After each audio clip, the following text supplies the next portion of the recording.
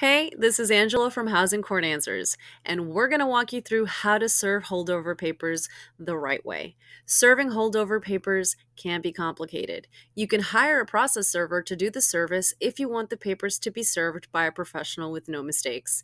In this demonstration, I'm going to be the process server, and my coworker Sarah is going to be the respondent. The person you are trying to evict, your roommate or tenant, is the respondent. The respondent must be served with a copy of the full set of papers. If you are serving the notice of termination or the notice to quit, you need to serve the notice, and you must also serve a properly filled out good cause eviction notice. If you are serving the petition, the full set of papers are the notice of petition, notice of termination, affidavit of service of the notice of termination, and the good cause eviction notice. Make sure you serve a copy of the good cause eviction notice with both the notice of termination or the notice to quit and the full set of papers. Service must be made by a person who is 18 or older and not a party to the action. This means that you can't serve the papers. You can't have somebody who lives with you serve the papers either. There are only 3 ways to serve. If the papers are not served the right way, the court can dismiss the proceeding and you will have to start all over again. The person serving the papers can hand a copy of the papers to your roommate or tenant. When this is done, service is completed. This is called personal delivery. Hand a copy of the papers to someone who lives or works in the home that is responsible, not just anyone who happens to be there. This person does not have to be an adult, but it should not be a small child, and it should not be you. This is called substituted service.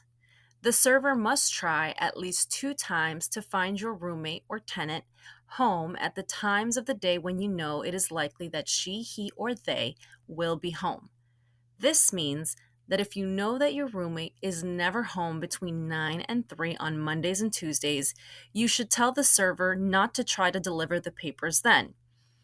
If, after 2 times, the server can't deliver the papers by personal delivery or substituted delivery, they can put a copy of the set of the papers on the door or under the door of your roommate's room, or for a tenant, the door of the apartment.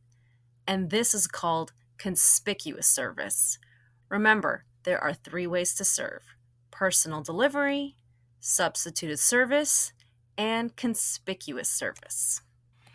If substituted service or conspicuous service was used, the server must mail a copy of the full set of papers to your roommate by certified mail and by regular mail. Remember, by certified mail and regular mail. Make sure you keep the mailing receipts. The mailing must be done by the day after the delivery of the papers, but not on Sunday. Service is not completed until the proof of the substituted or conspicuous service is filed with the court. The person who serves the papers must fill out an affidavit of service for personal delivery or other than personal delivery. The affidavit of service must be filed with the court. You can hire a process server. You can find a process server on the internet, or you can have a friend serve the papers. However, the friend can't serve more than 5 papers each year, and the friend must serve the papers the right way. Remember, every person who is named in the case must be served their own set of papers, even John Doe and Jane Doe.